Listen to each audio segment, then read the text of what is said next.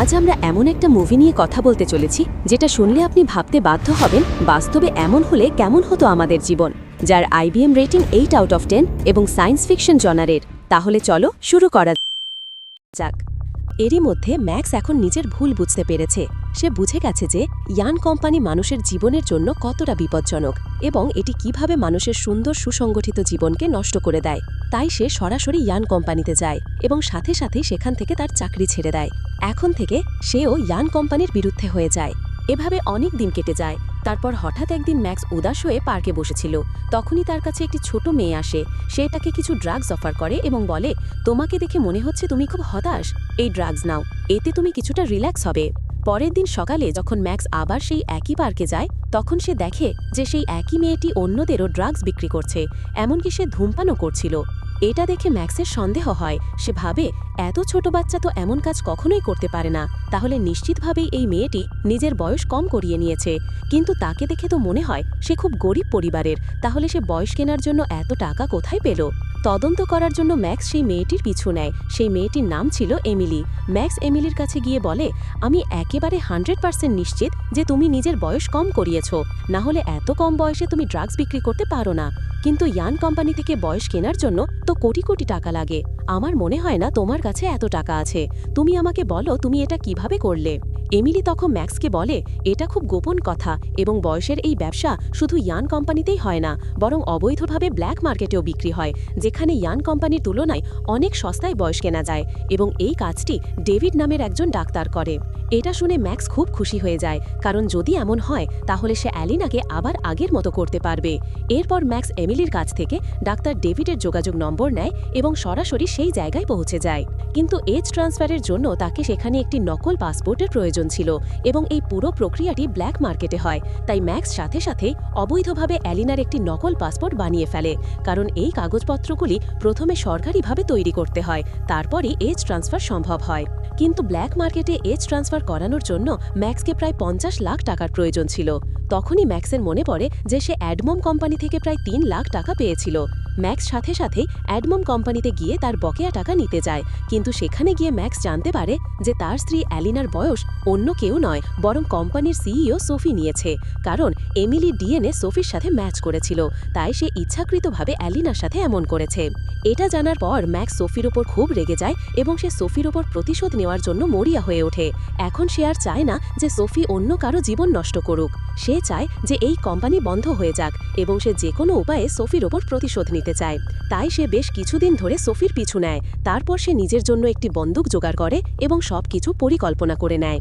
একদিন Sophie office থেকে বেরিয়ে একটি বাগানের দিকে যায় এবং ম্যাক্সও তার পিছু নেয়, কিন্তু সে দেখে যে সোফি এখন পুরোপুরি যুবক হয়ে গেছে। ম্যাক্স সেখানে একটি মুখোশ পরে সোফিকে ধরে এবং তাকে অপহরণ করে নিজের গাড়িতে তুলে নেয়। সেই একই জায়গায় যেখানে সে সোফিকে অপহরণ করেছিল, ম্যাক্স অ্যাডমম গ্রুপের লোগো এঁকে দেয়, যাতে সোফি অপহরণের বিষয়ে সবাই শুধু অ্যাডমম গ্রুপের ওপরই সন্দেহ করে, কারণ অ্যাডমম গ্রুপ তো এমনিতেই ইয়ান কোম্পানির বিরুদ্ধে ছিল। তাই সবাই ভাববে যে অ্যাডমম গ্রুপের কেউ এই কাজটি করেছে। ম্যাক্সের কাছে এখন সবকিছু প্রস্তুত ছিল যা দিয়ে সে অ্যালিনার বয়স ফিরিয়ে আনতে পারবে। তার আসল উদ্দেশ্য ছিল সোফি অ্যালিনার কাছ থেকে যে বয়স নিয়েছিল তাকে অজ্ঞান করে ডাক্তার ডেভিডের সাহায্যে ফিরিয়ে নেওয়া। এরপর ম্যাক্স অ্যালিনাকে সবকিছু খুলে বলে। সে অ্যালিনাকে এটাও জানায় যে তার বয়স অন্য কেউ নয়, বরং সোফি নিয়েছে। তাই সে এখন সবকিছু প্রস্তুত করে ফেলেছে যার দ্বারা অ্যালিনার বয়স ফিরিয়ে আনা সম্ভব। এই কারণেই সে সোফিকে অপহরণ করেছে।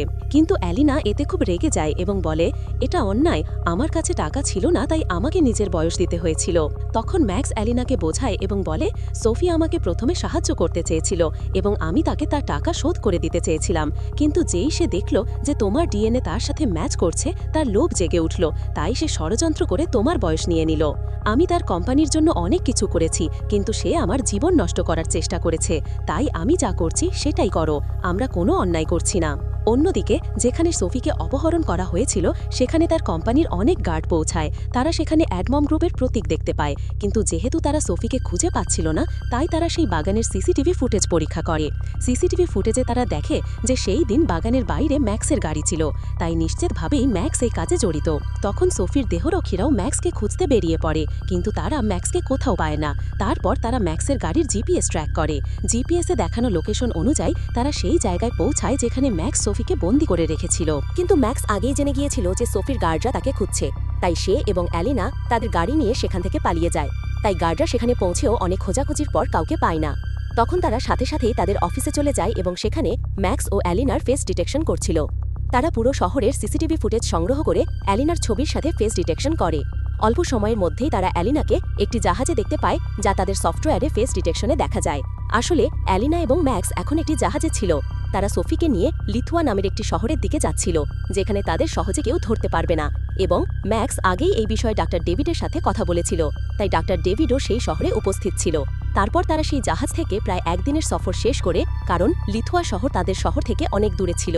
প্রায় দীর্ঘ যাত্রার পর তারা জাহাজ থেকে একটি নির্ধারিত জায়গায় পৌঁছায়। কিন্তু যখন ম্যাক্স এবং অ্যালিনা জাহাজ থেকে নামতে যাবে, তখন তারা দূর থেকে অনেক পুলিশ কর্মী দেখতে পায়, যারা জাহাজের প্রত্যেকটি যাত্রীর তল্লাশি করছিল। এতে তারা বুঝতে পারে যে এই পুলিশ কর্মীরা অন্য কেউ নয়, বরং ইয়ান কোম্পানির লোক। এতে তারা খুব ভয় পেয়ে যায় এবং বুঝতে পারে না যে এখন তাদের কি করা উচিত এবং এখান থেকে কিভাবে বেরোতে হবে। কিন্তু তখনই তারা জাহাজে 4 সদস্যের একটি পরিবার দেখতে পায়, যাদের দুটি ছোট ছোট সন্তান ছিল। তাদের দেখে ম্যাক্সের মাথায় একটি আইডিয়া আসে। ম্যাক্স তখন তার কাছে থাকা বন্দুক দেখতে দেখতে সেই বাচ্চাদের দিকে ইশারা করে এবং বাচ্চাদের বাবা মাকে বলে, যদি আপনারা আপনাদের বাচ্চাদের বাঁচাতে চান, তাহলে আমাদের নিজেদের সাথে লুকিয়ে নিয়ে যান। আর যদি পুলিশ আমাদের কিছু জিজ্ঞাসা করে, তাহলে আত্মবিশ্বাসের সাথে মিথ্যা বলুন, যাতে আমরা কোনো অবস্থাতেই ধরা না পড়ি। ম্যাক্সের কথা শুনে তারা দুজনেই রাজি হয়ে যায়। তারপর ম্যাক্স অ্যালিনার এবং সোফিকে নিজের গাড়ির ডিঙ্কিতে লুকিয়ে কোনোভাবে পুলিশের চেকপয়েন্ট পার করে নেয়। এরপর যখন তারা সেখান থেকে কিছুটা দূরে চলে যায়, তখন তারা তাদের গাড়ি একটি জায়গায় থামায়। কিছু সময় পর সোফি ম্যাক্সকে বলে যে তারা তাকে ভুল বুঝে ধরে এনেছে। সে আসলে সোফি নয়, বরং সোফির মেয়ে মেরি, যে এখন যুবক হয়ে গেছে। তাই সবাইকে সে তার মায়ের মতোই দেখাচ্ছিল। এটা শুনে ম্যাক্স এবং অ্যালিনার হুঁশ উড়ে যায়, কারণ তারা সবকিছু এত সাবধানে পরিকল্পনা করেছিল। যদি এটা সোফি না হয়, তাহলে তাদের পুরো পরিকল্পনা ব্যর্থ হয়ে যাবে। কিন্তু মেরি তাদের জানায় যে সেও তার মায়ের কাজের বিরুদ্ধে, কারণ এতে গরিব মানুষের জীবন নষ্ট হয়ে যায়। টাকার লোভে মানুষ নিজেদের জীবনই নষ্ট করে দেয়। কিন্তু ম্যাক্সের মনে হয় যে এটা সত্যিই সোফি এবং সে বাঁচার জন্য তাদের মিথ্যা বলছে। এই কারণেই তারা সোফিকে নিয়ে সেখান থেকে একটি নির্জন জায়গায় চলে যায়, যেখানে আশেপাশে বেশি লোক ছিল না। সেখানে তারা আশ্রয় নেয়। রাতের বেলা সোফি ফ্রেশ হওয়ার জন্য স্নান করছিল, কিন্তু বাইরে দাঁড়িয়ে ম্যাক্স তাকে পাহারা দিচ্ছিল। অল্প কিছুক্ষণ পরেই সোফি হঠাৎ ম্যাক্সের মাথায় একটি হাড়ি ফেলে তাকে নিচে ফেলে যায় এবং কোনোভাবে ম্যাক্সের ফোন ধরে সেখান থেকে পালিয়ে যায়। পালিয়ে যেতে যেতে সে জঙ্গলের মাঝখানে পৌঁছে যায় এবং ইয়ান কোম্পানিতে ফোন করতে যাবে, কিন্তু তখনই সে সেখানকার একটি নর্দমায় পড়ে যায়। তার ফোনও হাত থেকে ছিটকে পড়ে যায়, যার ফলে সে এখন কোম্পানিতে কল করতে পারে না। কিন্তু সে সেখানে নর্দমায় পুরোপুরি ডুবে যাবেই, তাই সে চিৎকার করতে শুরু করে এবং সাহায্য চাইতে থাকে। তার চিৎকার শুনে সাথে সাথেই অ্যালিনা সেখানে পৌঁছায় এবং তাকে নর্দমা থেকে টেনে বের করে। এরপর সে আবার অ্যালিনার সাথে সেই একই বাড়িতে ফিরে যায়। সে আবার পরিষ্কার হওয়ার জন্য স্নান করতে যায়, কিন্তু এবার তাকে ম্যাক্স নয়, বরং অ্যালিনা সামনে থেকে পাহারা দিচ্ছিল। যখন মেয়েটি সেখানে স্নান করছিল, তখন অ্যালিনা তাকে মনোযোগ দিয়ে দেখে। সে লক্ষ্য করে যে মেয়েটির শরীরে অপারেশনের কোনো চিহ্ন নেই, যা এজ ট্রান্সফারের কারণে তৈরি হয়। এর মানে হলো যে মেয়েটি সত্যিই সত্যি কথা বলছে যে সে সোফির মেয়ে মেরি। যদি সে সত্যিই সোফি হতো, তাহলে তার শরীরে অপারেশনের চিহ্ন থাকত। এরপর অ্যালিনা এই কথা ম্যাক্সকে জানায় যে যাকে তারা তুলে এনেছে সে আসলে সোফি নয়, বরং তার মেয়ে মেরি। কিন্তু এটা জানার পর ম্যাক্স পুরোপুরি ভেঙে পড়ে, কারণ তাদের পুরো পরিকল্পনা ব্যর্থ হয়ে গেছে। কিন্তু অ্যালিনা তাকে সান্ত্বনা দেয়। ম্যাক্স অ্যালিনাকে বলে, আমার এতে কোনো ফার্ক পড়ে না যে সে সোফি বা মেরি, আর যদি সে সত্যিই সোফির মেয়ে মেরি হয়, তাহলে তার ডিএনএ সোফির সাথে ম্যাচ করবে। এর মানে তোমার সাথেও ম্যাচ করবে। তাই আমাদের এত টেনশনের কোনো কারণ নেই। সোফির প্রতিশোধ আমরা তার মেয়ের কাছ থেকে নেব এবং তার মেয়ের কাছ থেকে তোমার বয়স ফিরিয়ে নেব। কিন্তু অ্যালিনা এর জন্য রাজি ছিল না, কারণ মেরি এখন একটি যুবক মেয়ে এবং যদি সে তার কাছ থেকে বয়স নেয়, তাহলে মেরি নিজের জীবনের আনন্দ নিতে পারবে না এবং এত বড় অন্যায় অ্যালিনা করতে যায় না। কিন্তু ম্যাক্স তখন অ্যালিনাকে বলে, তুমি এত চিন্তা করছো কেন? আমরা শুধু মেরির কাছ থেকে বয়স নেব, আর যদি সোফি নিজের মেয়েকে ভালোবাসে, তাহলে সে নিজের মেয়েকে বয়স দেবে। এতে আমাদেরও ঝামেলা শেষ হয়ে যাবে এবং তাদেরও। ম্যাক্স অ্যালিনাকে ভীষণ ভালোবাসে, তাই সে কোনো অবস্থাতেই অ্যালিনার জীবন নষ্ট হতে দেবে না। তারপর রাতের বেলা তারা মেরিকে সেখানে বেঁধে রাখে এবং যখন তারা পুরোপুরি গভীর ঘুমে আচ্ছন্ন ছিল, তখনই তাদের ঘরে কিছু লোক বন্দুক নিয়ে আসে।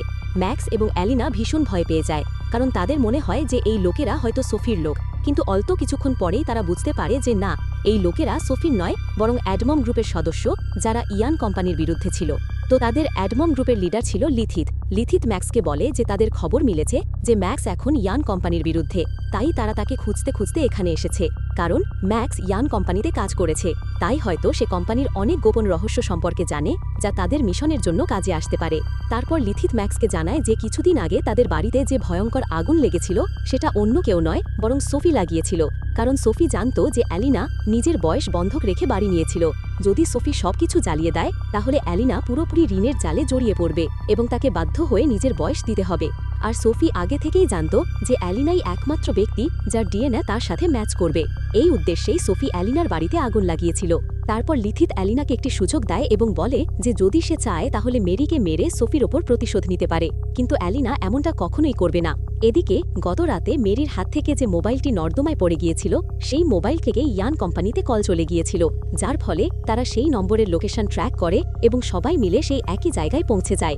অল্প কিছুক্ষণ পরে তারা সেখানে পৌঁছেও যায়। তারপর সোফির সমস্ত গার্ডরা চারদিক থেকে তাদের ঘিরে ফেলে, কিন্তু লিথিত ম্যাক্সকে বলে বিন্দুমাত্র ভয় পেও না, বাইরে যাও এবং তাদের বলো যে যদি তারা উল্টাপাল্টা কিছু করে তাহলে মেরি আমাদের হাতে আছে, তাই তাদের সোফিকে ভেতরে পাঠাতে হবে এবং এর বিনিময়ে আমরা মেরিকে ছেড়ে দেব। তো ম্যাক্সও লিথিতের কথা মেনে তেমনই করে, কিন্তু সেই গার্ডদের মধ্যে যে লিডার ছিল সে ম্যাক্সের দিকে বন্দুক তাক করে, কিন্তু সে গুলি ম্যাক্সের ওপর নয় বরং সোফির ওপর চালায়।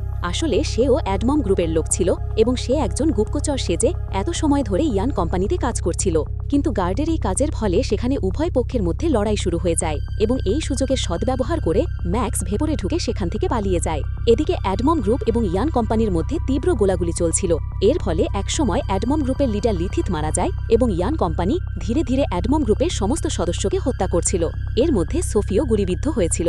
এদিকে ম্যাক্স ভেতরে গিয়ে অ্যালিনা এবং মেরিকে নিয়ে তাদের গাড়িতে উঠে পড়ে এবং তারা সেখান থেকে পালিয়ে যায়। কিন্তু হঠাৎ ম্যাক্সের মেরির জন্য খুব খারাপ লাগে, কারণ মেরি কোনো ভুল করেনি, ভুল তার মায়ের ছিল। তাই ম্যাক্স অ্যালিনাকে বলে আমরা সোফির জন্য মেরিকে শাস্তি দেব না, তার কোনো ভুল নেই, আমি নিজের ভুল বুঝতে পেরেছি। অ্যালিনা, আমরা মেরির কোনো ক্ষতি করব না। কিন্তু ম্যাক্সের কথা শুনে এখন অ্যালিনা বদলে যায়। এখন সে মেরির মাধ্যমে নিজের বয়স কম করতে চায়। সে এমন বৃদ্ধ জীবন চায় না। অ্যালিনা শুরু থেকেই যুবক হতে চেয়েছিল, কিন্তু ম্যাক্সের সামনে সে ভালো মানুষ সাজার ভান করত এবং এখন সে তার আসল রূপে চলে এসেছে। কিন্তু ম্যাক্স বারবার তাকে বোঝানোর চেষ্টা করে এবং বলে যে তারা অন্য কোনো উপায়ে তার বয়স ফিরিয়ে আনবে, কিন্তু এবার অ্যালিনা তার কোনো কথা শুনতে চায় না। যখন ম্যাক্স বারবার তাকে থামায় তখন অ্যালিনা একটি ছুরি বের করে তাকে ব্ল্যাকমেল করে এবং গাড়ি থেকে নামিয়ে দেয়। এরপর সে মেরিকে নিয়ে সরাসরি ডাক্তার ডেভিডের কাছে চলে যায়। অল্প সময়ের মধ্যেই তারা সেখানে পৌঁছে যায়। এই জায়গাটি একটি মরুভূমি এলাকার মতো ছিল, যেখানে মানুষের কাছ থেকে দূরে একটি ক্যাম্প তৈরি করা হয়েছিল। এখানেই অবৈধভাবে অপারেশন করে কম টাকায় মানুষের বয়স ট্রান্সফার করা হয়। অ্যালিনা সেখানে পৌঁছে সাথে সাথে মেরির সাথে নিজের এজ ট্রান্সফার করে দেয়। এরপর দুজনেই কোনোভাবে নিজেদের বাড়িতে পৌঁছে যায়। তারপর দেখা যায় যে গতকাল সোফি গুলিবিদ্ধ হওয়া সত্ত্বেও তার কিছু হয়নি, কারণ সে বুলেটপ্রুফ জ্যাকেট পরেছিল। অন্যদিকে সময় গড়িয়ে যাওয়ার সাথে সাথে মেরি ধীরে ধীরে বৃদ্ধা হচ্ছিল, ঠিক তেমনই যেমন অ্যালিনার সাথে হয়েছিল। এর মধ্যে মেরি ধীরে ধীরে ভেঙে পড়ছিল, কিন্তু তার মা তাকে গিয়ে সান্ত্বনা দেয়। এরপর মেরি তার মাকে বলে, মা, তোমার আর আমার ডিএনএ তো একদম এক, তুমি আমাকে তোমার বয়স দিয়ে দাও, তাহলে আমি পুরোপুরি সুস্থ হয়ে যাব, কারণ তোমার কারণেই আমার এই অবস্থা হয়েছে। যদি তুমি ষড়যন্ত্র করে অ্যালিনার সাথে এমন না করতে তাহলে আজ এইসব ঘটনা ঘটত না। তুমি তো তোমার পুরো জীবন উপভোগ করে ফেলেছ, আর আমার জীবন তো এখন শুরুই হয়েছে, তাই তুমি আমাকে আমার প্রাপ্য বয়স ফিরিয়ে দাও। কিন্তু সোফি খুব স্বার্থপর মানুষ ছিল। সে মেরিকে সান্ত্বনা দিতে গিয়ে বলল যে সে তার জন্য নতুন দাদা খুঁজবে, কিন্তু সে নিজের বয়স কখনোই মেরিকে দেবে না, কারণ সে তার কোম্পানিকে আরও এগিয়ে নিয়ে যেতে চেয়েছিল, যা বৃদ্ধা হয়ে কখনোই সম্ভব হতো না। মেরি তখন তার মায়ের কথা মেনে নিল এবং কোনো নতুন দাদার জন্য অপেক্ষা করতে লাগল। এই ঘটনার প্রায় 1 বছর পর আমরা অ্যালিনাকে দেখি যে আবার আগের মতো যুবক হয়ে গেছে, কিন্তু তার স্বামী এখন ম্যাক্স ছিল না। অ্যালিনা ম্যাক্সকে ছেড়ে একজন ধনী ব্যক্তিকে বিয়ে করে এবং এখন তারা দুজনেই খুব সুখী জীবন কাটাচ্ছিল।